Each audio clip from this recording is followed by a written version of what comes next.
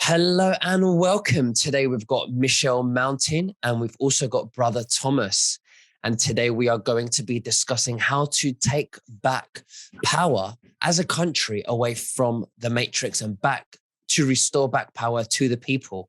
Now, just before we begin, you can subscribe to our Telegram channels and to nicholasveniamin.com for my free email updates. And if you're watching this for the first time on YouTube, I will leave the link below in the description for the full interview. Unless, of course, myself and the guests can choose our words wisely due to the insane censorship that's happening right now. Michelle and Brother Thomas, thank you for joining me. How are you and what have you been up to? We'll go with Brother Thomas first. Thanks for having us again, Nicholas. Yes, we've been very busy rallying the peaceful People's Army, and the path to restoring South Africa and putting it back in the hands of the people where it lawfully belongs. Absolutely. And I just wanted to remind the viewers that you are the founder of the People's Court in South Africa. How is that going? Going very well. Education is the most powerful weapon that people can use to bring about change. So we're very busy educating coalitions, especially when it comes to issues such as law and the different boundaries and limits of their jurisdiction. That is the most important thing. If you understand jurisdiction, then half the battle is already won. Which we will get into in just a moment. And Michelle, how about you? What have you been up to? Hi, Nicholas, and thank you very much for the opportunity of being able to meet you and chat with BT and yourself on this platform as well. I've enjoyed many of your videos over the last 2 years, so thank you for all the content that you share. I've been quite a busy bee. I am volunteering with SA Jural Assembly and United People's Front. And I would like to say I'm sort of a kindness and truth ambassador. I'm helping out wherever I can in making sure that South Africa is restored back to the people and that we have an incredible country and continent ahead of us. I'm really excited at the position that we all find ourselves in right now. It's for some quite scary, and I think the journey of the last 2 years has been filled with a lot of fear, but I'm filled with a lot of hope.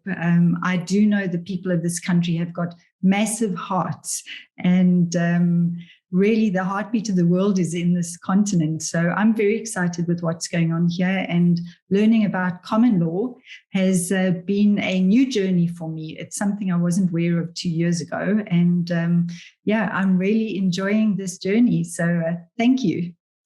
No, thank you so much for coming and explaining this to us, because people need to be educated. So a lot of people understand that the legal court system is, I have to be careful with my words because we want to put this on YouTube, and there are many people who are not aware of BitChute and Rumble. So we try to stay on YouTube so that we could wake people up, because YouTube's universal. So we want to use their weapons against them. I'm just stressing that because I've read some of the comments in the videos, and that's why YouTube is important, to use their weapons against them, to wake up the masses. And YouTube is universal. But we understand that the court system is not right. We understand that there are many discrepancies. There are bad people in place who are not really constitutional. Now, could you explain to us, Michelle, what is the People's Court? Or how would you define that to somebody that has no understanding of this? Thank you, Nicholas. I'm going to answer really just with one sentence, and then I'm going to pass that question along to Brother Thomas, who is the expert. But my very simple concept and understanding of all of this is what common law is about. And it really is common sense, and it's about doing no harm to people or planet, and using love as your guiding light. So keeping morals and principles at the forefront. So doing unto others as you would want to be done unto yourself. And with that simple explanation, I'm going to pass that question along to BT if you wouldn't mind taking that away. Thank you, BT. Great, yes. Good answer, Michelle. Justinian, he said that these are the precepts of the law: to live honorably, to hurt nobody, to render everyone his due. We can also say the common law is the moral sentiment of the community. And so that gets expressed in a forum or a jury or a tribunal, whatever forum the people use as their court in that moment of dispute. Okay. Could you explain also, Brother Thomas, how does a government or the people set up the People's Court, and how does it benefit the people? Well, first of all, we as we said, all good systems of governance have been hijacked over the last 200 years. It's no different with the court system. So it seems like this already started in the 1700s, where the City of London and the Supreme Court were hijacked by a small group of cabal, who are also the money merchants. And in South Africa, that same system, which is the colonial bar legal system, was used to undermine indigenous customary law as well as common law, to assume and presume jurisdiction over lands and the people when in fact it had none. Okay. And also is the People's Court, are they responsible for every single decision? And how do those decision, makings by that court affect the people? Well, you see, it's pretty much similar to the current system. Instead of registering, we record cases. We keep our own records. We, of course, we haven't had an actual court in session because we've spent most of this time educating the public. But when the time is right and our first court orders get issued, then those are going to be served on the Constitutional Court of South Africa, who are going to have to stamp those orders. And of course, that will deputize police and the military under the People's Court. And of course, what's going to give this power is that our indigenous kingdoms, they are forming a South African tribunal for natural justice. And once we have the indigenous kingdoms on board with a court of wise elders, then that is going to pretty much settle the matter. Mm-hmm, mm-hmm. Michelle, if you ever feel that you want to interject, please do. Oh, Michelle, you're I can't hear you. Okay. My microphone. Okay. Thank you, Nicholas. I was actually just thinking whilst Brother Thomas was talking, for some people, they don't really know where the common law and the courts stand and how it comes about. And I was wondering, BT, if you could maybe explain a little bit about where the common law system is recognized in the, am I correct, the RDP? Where in our constitution has it been recognized? I seem to remember you mentioning that in the past.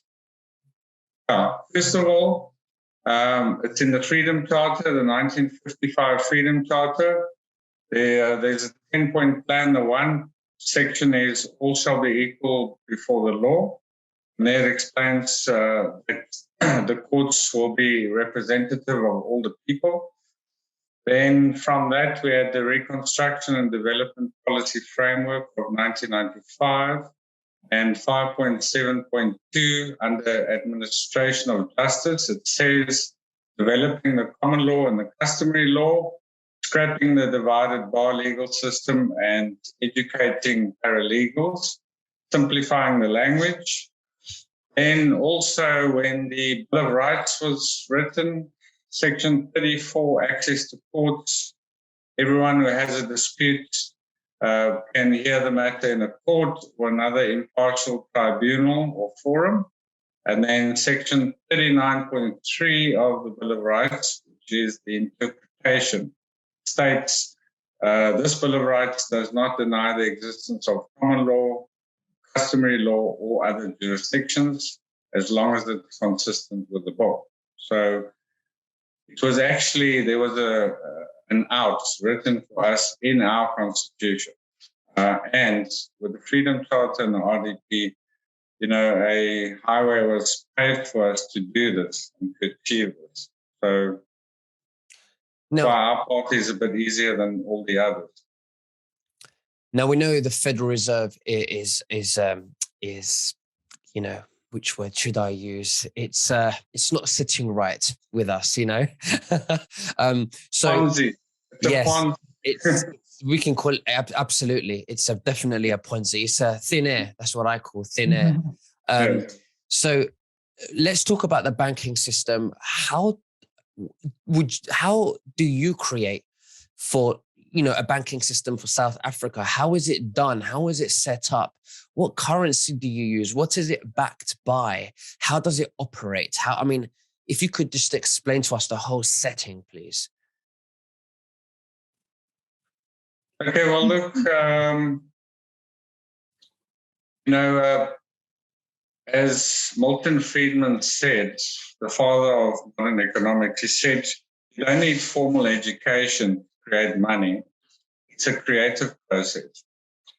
So in every single country, there are people who have been developing alternative forms of barter and exchange and currencies and so forth. So since the last time we spoke, we've met with a couple of private mints in South Africa, and they already have a whole menu of bullion, which is from 1 gram gold, silver, or platinum all the way up to 2 kilogram medallions. And then within the next 2 months, we will have a website up and running so people can purchase real money, because the only real money is gold, silver, platinum, and now iridium is coming in too. And a very good example is it's called goldbacks.com. It's an American currency. It's thin foil, which can go as fine as 1/1000th of a troy ounce. So you can use it as money. It is being used in the first shops. And I think it's now standing at about $3.80. So it's very affordable, comparable to legal tender. And what gives any form of money credibility is the people's faith in that. That's all. You know, you can use bottle tops as long as there's scarcity of those specific bottle tops and the people accept it as tender, and then we use it. Because by the end of the year, they want to do digital currency. So we need to build an alternative fast. By the end of the year, our banking system will be up and running, our alternative system. I mean, you're absolutely... Please, Michelle. Sorry, thank you, Nicholas. I was also just going to say, if you have a look back at what happened in Canada and how quickly and easy it was for some of those people to have their accounts shut and closed and no access to money, it is really important that a parallel system gets set up. And there's actually something quite exciting happening right now. BT was mentioning about the things that are going on in setting up this alternative.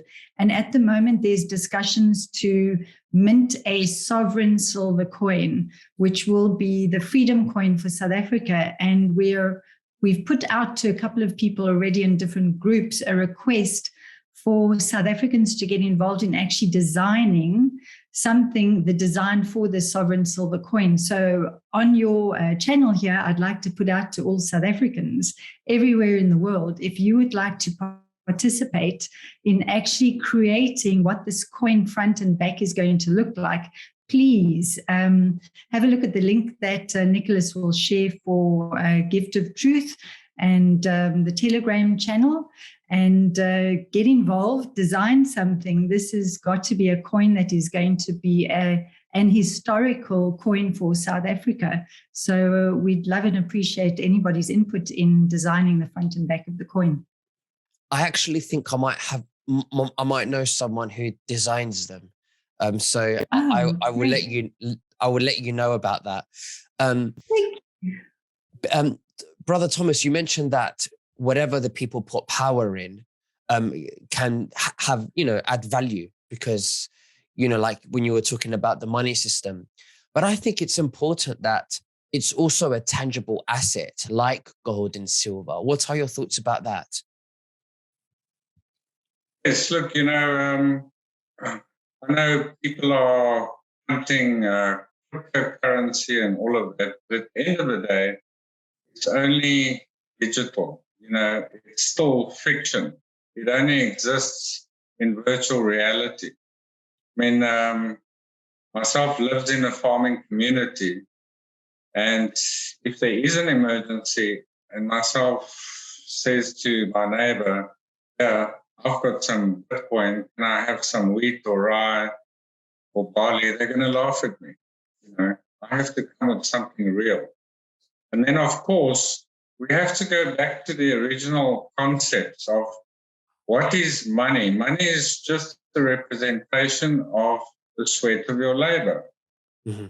Now, it doesn't make sense to me that we all want to invest in something virtual that we all profit from, but there's no sweat of our labor.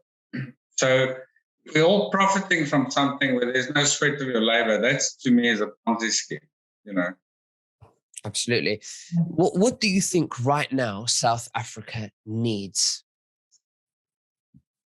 We don't need anything. What we need is we need peace and freedom. We need the UN out. We need them all to just go away so we can get on with our lives. Absolutely. But BT, we also need people to sign up and get involved in the referendum. Yes, The power is with the people, and the people's voices need to be heard. And one of the best and quickest ways to get the voices heard is get the referendum going. And I'm sure, Nicholas, if you don't mind, please directing people to a link for the referendum as well. And but apart from that, people in South Africa and around the world need hope.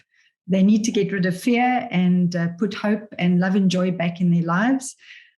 Switch on the music, go dance freely outside, breathe the fresh air, and create a beautiful world. That's really what we all need. Absolutely, definitely. I definitely agree with that.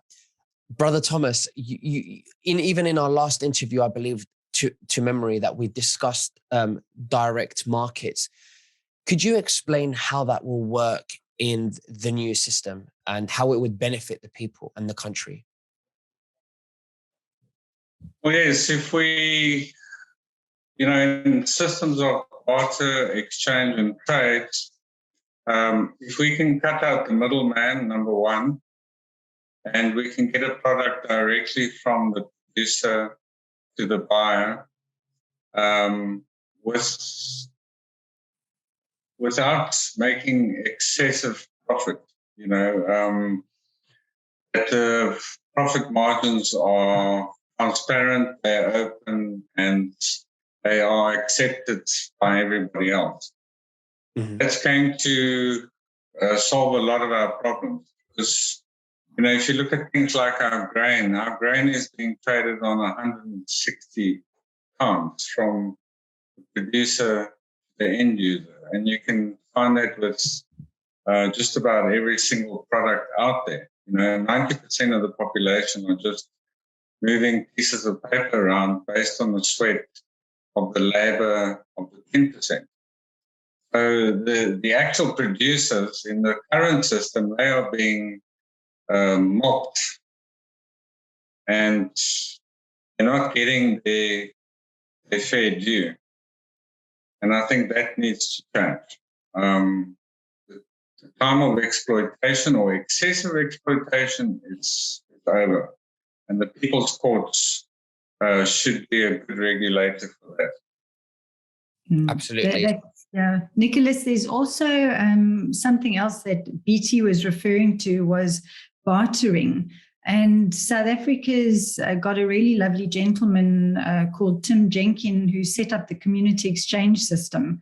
And this really is a barter system using points.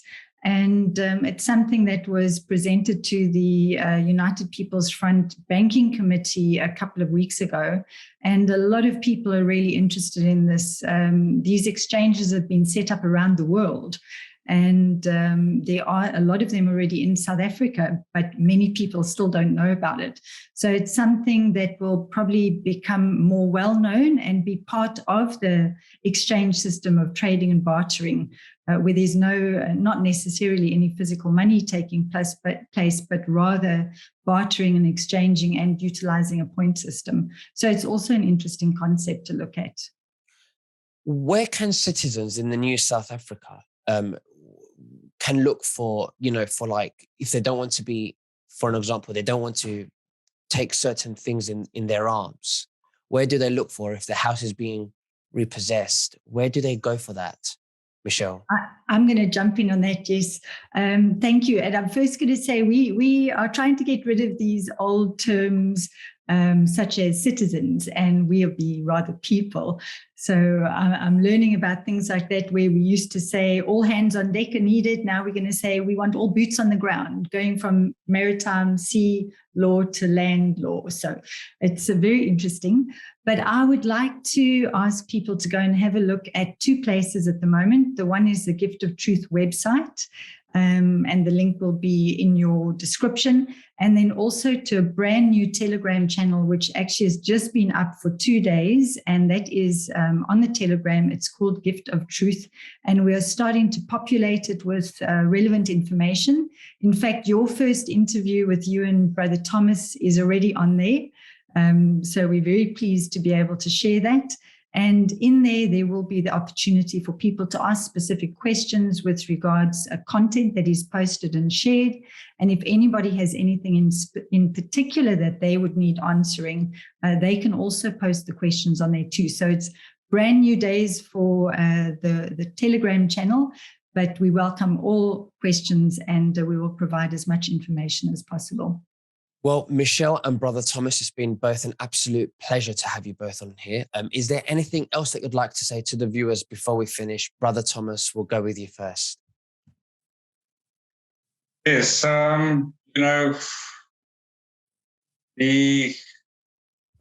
power truly lies with the people.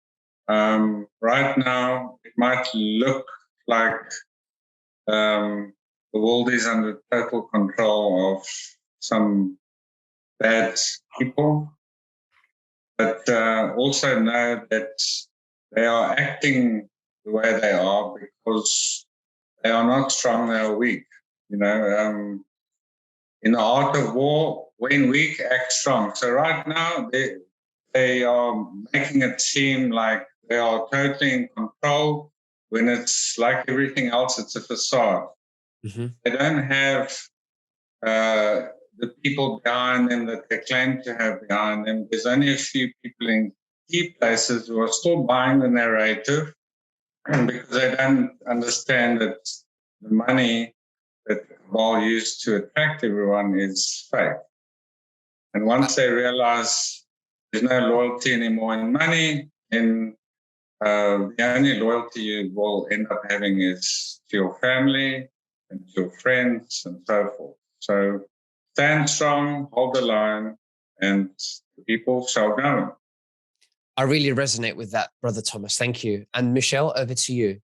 Thank you, Nicholas. Absolutely agree with what BT has said there. And I would also just like to say this is the time for people to get involved. We're all too used to a life where we've relied on governments and those in power to tell us what we should be doing. But this is the time for people to take responsibility for not only yourself, but your neighborhood, your suburb, your province, even your country. And we're asking for people to step forward and volunteer to be part of the committees for the United People's Front, also get involved with the referendum and everything that is being done in sharing this common law and helping move this forward is being done only through the support of donations. So if anybody does feel that they've got some loose change in their pockets, loose silver coins, please, if you can kindly donate to the SA Jural Assembly, it goes to a non-profit organization who's managing the donations. And all the information is on both the Telegram channel and also the Gift of Truth website. So let go of fear, find love, and be excited about the change that is happening. Well, both, thank you very, very much. I'll happily leave the links below and we'll speak very soon. Bye-bye. Thank you. Thank you, Nicholas. Bye. Bye, BT.